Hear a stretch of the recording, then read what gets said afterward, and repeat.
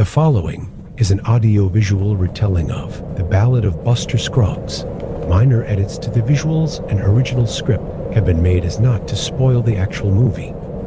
Please enjoy.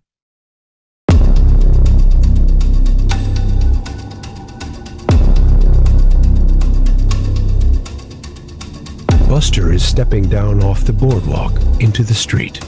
Things have a way of escalating out here in the West with one thing leading to another, but I should be able to make pretty short work with this ramified old son of a gun. In the deep background, planted in the middle of the street, Ike bellows. Scruggs! Scruggs! I'm calling you out! Well, just hang on there, partner. I had to strap on my tool belt. He finishes doing so. Ike is poised, right hand hovering at his holster. Buster smiles at him. Are you ready? Ready! Are you set? Set! Do you need a count? Yes, sir! In less time than it takes to tell, Buster draws and fires. Oddly, Ike screams but does not drop.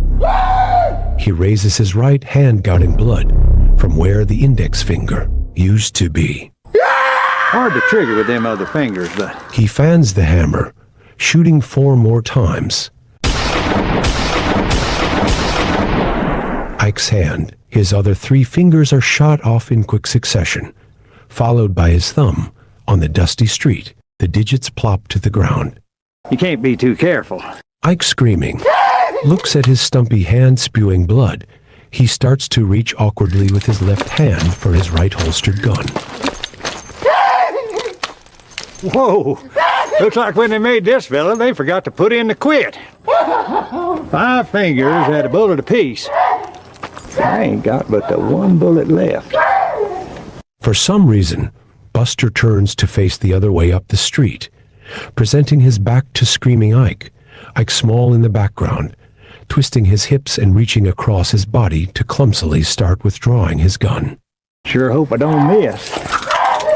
Buster takes a small mirror out of his pocket with his left hand. He holds it up to sight in as he aims his gun upside down and backwards over his right shoulder. Let me see here. It's hard to be on the left, but in the mirror it'd be on the right. Of course, we is both facing the same way, and the gun is upside down, so... yeah, best not to play it too fancy. Ike has his gun out and raises it, screaming. Ike pitches backward into the street. There is a hole in the middle of his chest. Buster Scruggs gazes down at the body. He remembers the mirror he still holds, and as he starts to pocket it. Cause for reflection. Puts me in mind of a song. He sucks in his breath, but before it can issue out in song, we hear someone playing a harmonica, faint but sweet. Surprised, Buster looks around for the source of the music. Riding up the road is a handsome young man, accompanying himself on a black horse as he plays. Buster walks over to meet the oncoming rider, who finishes his song. Buster Scruggs. The same.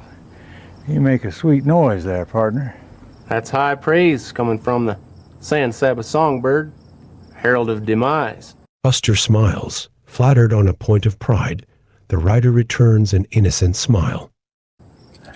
I've been hunting you up on account of they say you're the one to beat, singing and slinging guns. A minute later, Buster sadly shakes his head as he paces into the foreground, pushing bullets into his 6-shooter. Another young fella with something to prove. Behind him in the background, a couple of men are dragging Ike's corpse away by the ankles, and the young man is taking his place in the middle of the street. I gotta set myself up in the undertaking business. Stop doing all the skill work so another man can profit. He turns, having reloaded and holstered his gun. He murmurs to himself, staring at his new adversary. But then, do I want to wear a black suit? You need a count? Buster chuckles. Nowser. Buster blinks, puzzled.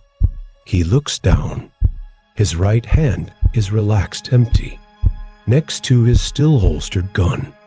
He looks up the street. The young man stands set in place, gun hand extended before him, other hand back as counterbalance, smoke wafting from his gun barrel. Buster squints at him. He tries to sort this out. He reaches for his hat. He holds it up before himself to inspect it. The front of the crown shows a bullet hole. He tips the hat, front brim upward, so as to look inside. The inside back of the crown shows an exit hole. Sprayed around it is blood and a bit of brain.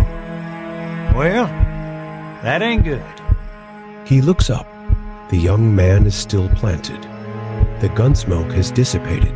Buster takes out his hand mirror. He examines himself in it. There is a hole centered high in his forehead. In the reflection, Buster drops away quickly, followed by hand and mirror. The kid twirls and holsters his gun.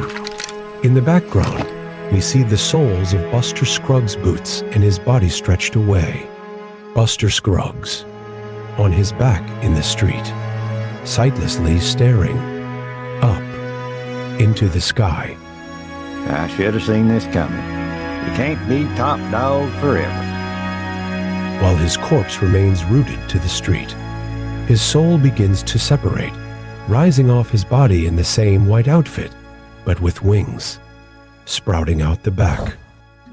Scruggs doesn't know if he believes in a divinity shaping his end and numbering his days, but he does believe he's headed for a hereafter.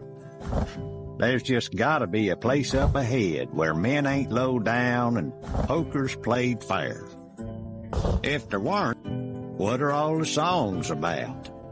I'll see y'all there, and we can sing together and shake our heads over all the meanness in the used to be. As for the kid, he rode the West as Buster had, his exploits and adventures not unlike Buster's, his songs also the same, his legend too, in time like size. There is another kid out there now, somewhere, just learning to sing and sling a gun and hoping to earn a legend of his own. Perhaps someday he will meet the kid, and that will be another story different, yet the same.